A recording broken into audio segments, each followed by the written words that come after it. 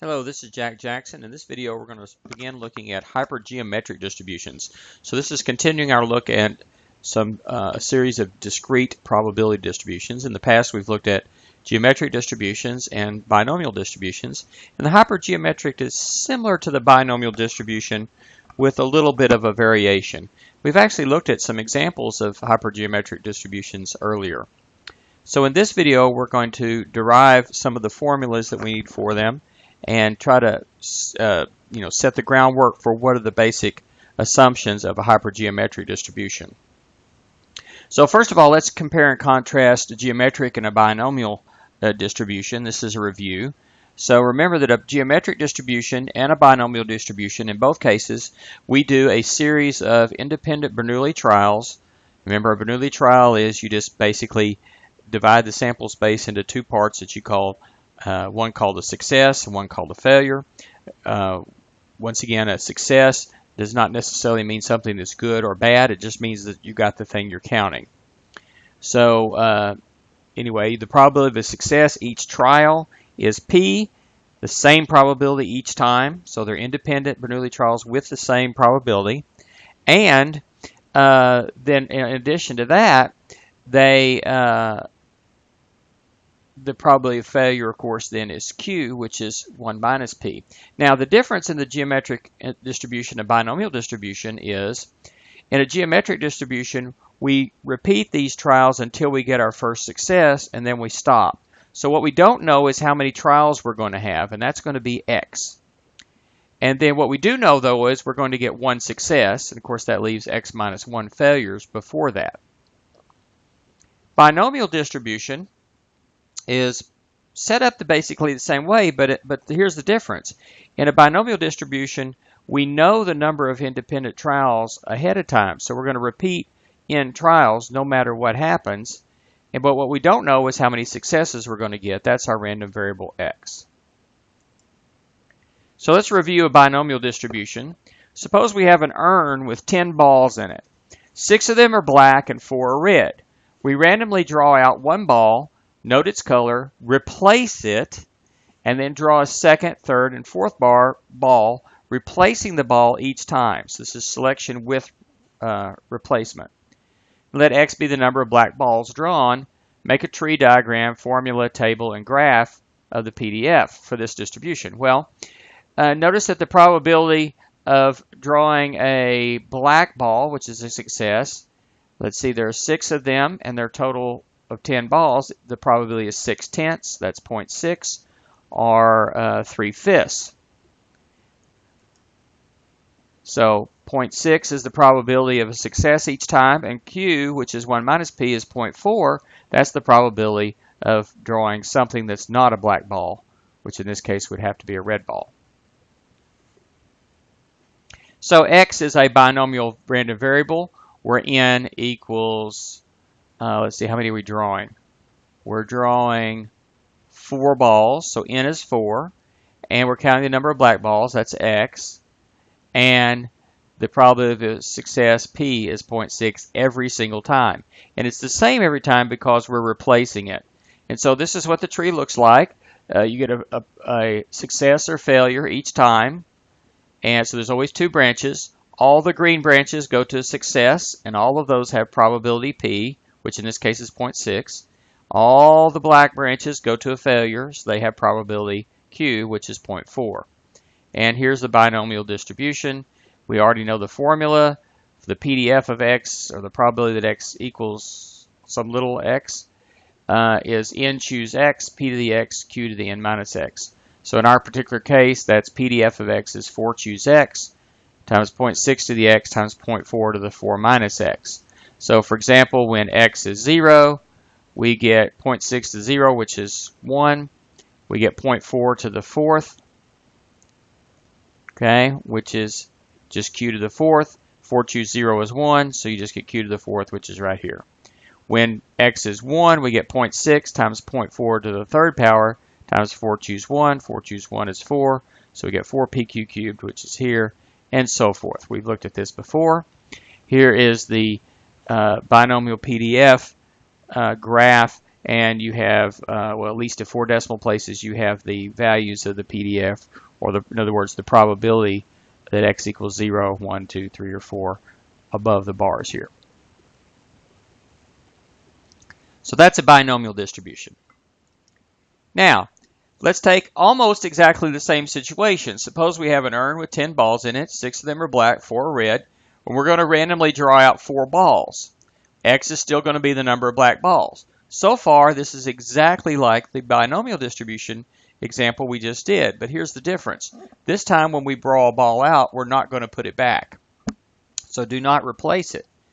So this is sampling done without replacement, or in other words, no repeats are allowed, where repeats were possible in the binomial case.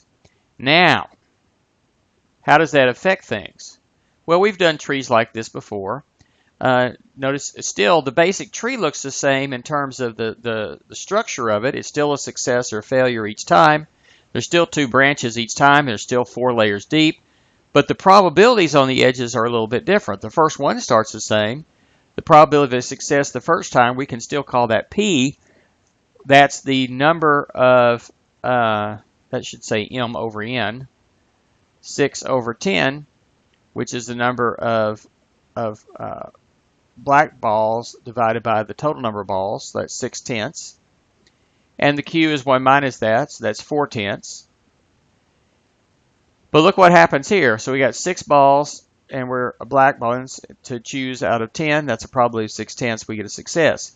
If we get a success, the probability the next time is no longer 6/10, though. It's changed. This is a conditional probability. So we see that there are 5 balls that are black out of a total of 9 balls left. So that's 5/9, leaving 4/9 for failure. On the other hand, if we draw a non-black ball the first time, I believe it was the only other possibility was a red, then there are 6 black balls still left, but a total of 9 balls. So that's 6/9 or 2/3. That reduces, and then 1/3 this way, and so forth. So the probabilities change based on what we have there. Now what I have here is I've just multiplied all these numerators and multiplied all the denominators for the numerator and denominator here. I have not reduced these. All of these fractions definitely will reduce.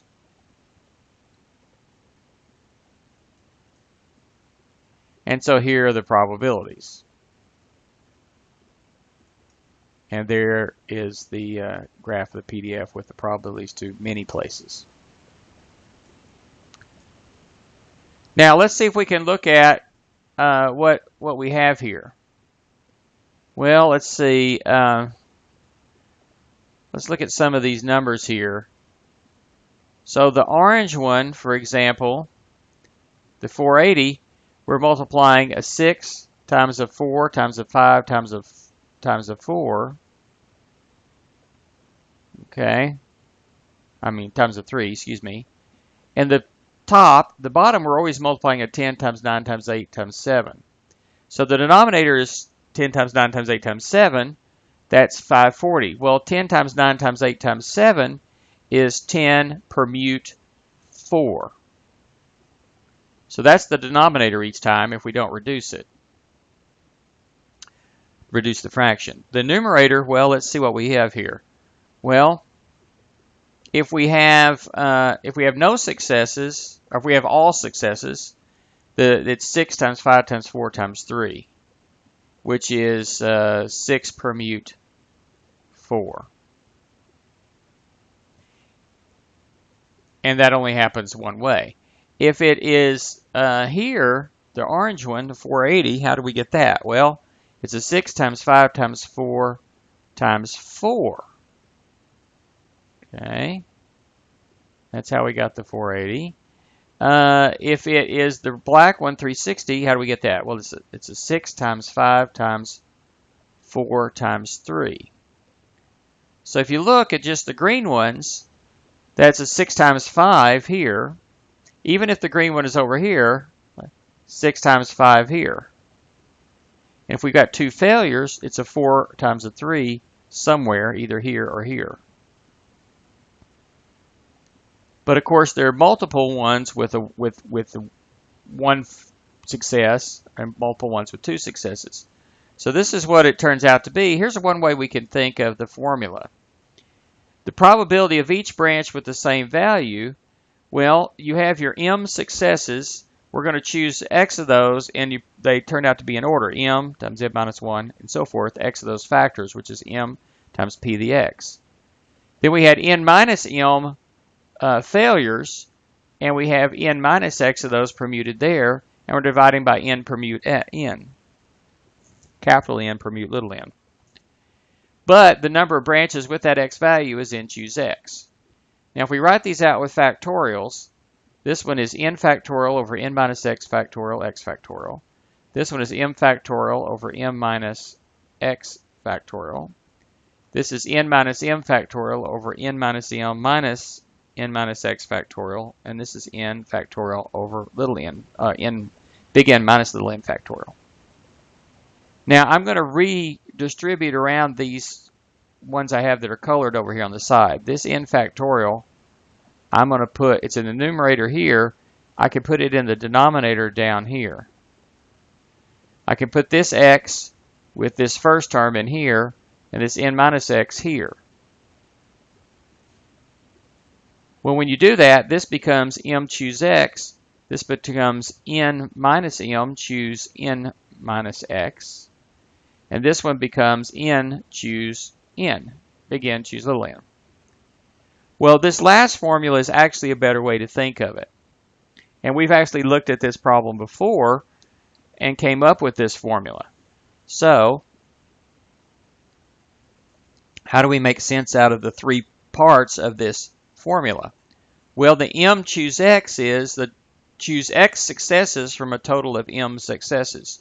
So there are x successes in our sample, m successes in the population. So we're choosing x items from a group of m items. Now how many failures does that leave? Well, if there are n, capital N items in the population, and m of them are successes, then n minus m of them are failures. And from those, how many are we choosing? Well, we're choosing a total of n items. X of them are successes. That means there's n minus x failures. So we're choosing the n minus x failures from the n minus m objects. From the n minus m total failures, we're choosing little n minus x failures in our sample. The denominator then is just the total number of objects, n, capital N, choose the little n, and this is how many ways we can just choose n objects totally. Okay, and so these combinations work out pretty nicely like this. Now, without proving it, let me show you this. It turns out that the mean is the expected value of x. It turns out to be little n times big M over little n. But if we call big M over little n, big M over big N, I should say. In other words, the number of successes in the whole population divided by the population size, that's the proportion of successes in the population. Let's call that P. And then the formula is just like a binomial. Mu is n times P. What is P? Well, P is the probability of a success on the very first draw. Now, in a binomial distribution, the probability of a success on any draw is P. But on a binomial, on a hypergeometric, the probability of a success on the second, third, fourth, whatever draw depends on what happened earlier. But for the first one, the probability is P, which is big M over big N. Now this is the formula that it turns out to be for the variance, which reduces to just like a binomial, N times P times Q. But then you have this extra factor. It's capital N minus lowercase n divided by capital N minus 1. So in other words, population size minus sample size over 1 less than the population size. This fraction here is needed in the hypergeometric to take, sometimes that's called a finite sample size correction factor. Okay, and that's to take care of the fact that we're having a finite sample size and we're doing this without replacing.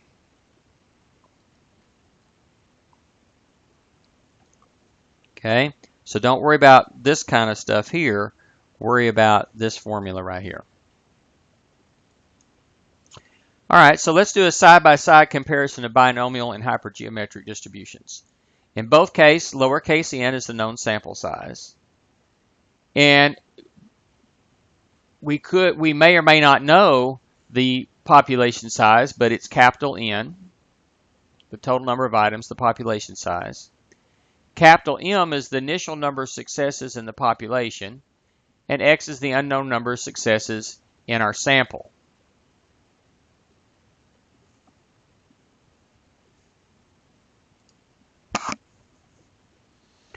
Now the difference is basically we're drawing with replacement in the binomial distribution, and we're drawing without replacement in the hypergeometric distribution. The probability of success the first time is always n divided by m. In other words, that's m over n. M over n. So that's capital M over capital N. In other words, the number of successes in the population divided by the number of items in the population, the proportion of successes in the population, that's the probability of success on the first trial. Now, if we do it with replacement, that's the probability of success on every trial, P. So over here, actually, you can base everything ultimately just on the P, so you notice you don't need to know the population size and the initial number of successes. All you really need to know is the probability of success each time. Over here in hypergeometric, however, you do need to know capital N and capital M. You need to know the size of the population and the number of successes in the population. You need to know that. Okay? Q equals 1 minus P in either case. So notice once again, in a hypergeometric distribution, the conditional probability of a success varies. It's dependent on each successive item. But on the binomial case, the probability of success is P, which is constant. It's independent for each item. Now the formula for mu is just n times P in both cases.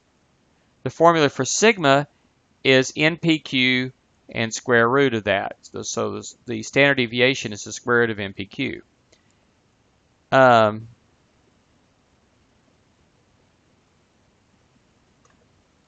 In the hypergeometric, you have NPQ, but then you have this other factor, capital N minus little n over capital N minus 1, and of course square root of all that for the standard deviation. Without the square root, it's the variance, of course, in both cases. So it starts out the same, NPQ here, but it's a little bit extra factor here in the hypergeometric that basically takes care of the without replacement part. Okay, now, if you have this over here, the binomial distribution, we worked out the formula for that earlier. It is the PDF of x, the probability that x equals x, is n, choose x, times p to the x, q to the n minus x. The PDF, or probability that x equals little x here, in the hypergeometric, is m, choose x, times n, capital N minus m, choose little n minus x, over capital N, choose little n. So let's go once again, these parts here. This x is how many successes in your sample. You're choosing those from m successes in the population. Then capital N is the population size, so capital N minus capital M, that is the number of successes, number of failures in the population, and the number of failures that we're choosing for our sample is the sample size minus how many were successes. So that's n minus x. So that part chooses the failures. This is choosing the successes. Multiply those together. That gets the numerator. Denominator will be the total ways of choosing a sample of size little n from a population of size capital N, which is that.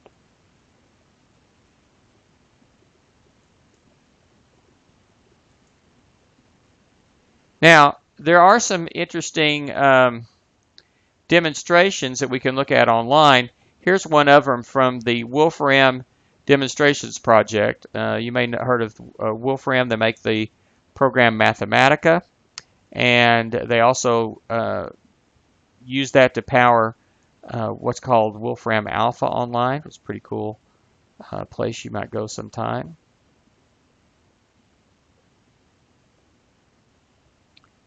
So here's a situation where we can demonstrate, and if you can see this here, we have some sliders that can vary with this. And notice that we can either choose with replacement, so that's going to be binomial, or without replacement, that's going to be a geometric, hypergeometric series, hypergeometric distribution. And we can control the number of blue balls here and the number of red balls here. And it looks like, well, we see the probability of red and blue here as it's set up here. So probably it would be in red. Looks like red is our success. So both red, that's x is 2. There's the probability. One red is here, and that's x is 1. And neither red, which is x equals 0, is down here. So they've got an illustration of the urn here. Of course, they would be mixed up and randomly drawn out. But we can change this here by changing the total number of blue balls and the number of red balls, and it changes the probabilities. Now notice right now we're putting it with replacement, so when we get red or blue here, red's a success. We see that, well, there's a red blue each time, so there's just a two layer here because we're just drawing 2 balls. And we can see the probabilities here. And all of the probabilities for red are 9/13, and the blues are 4/13 because we have 4 blues, 9 reds. That's 13 balls altogether.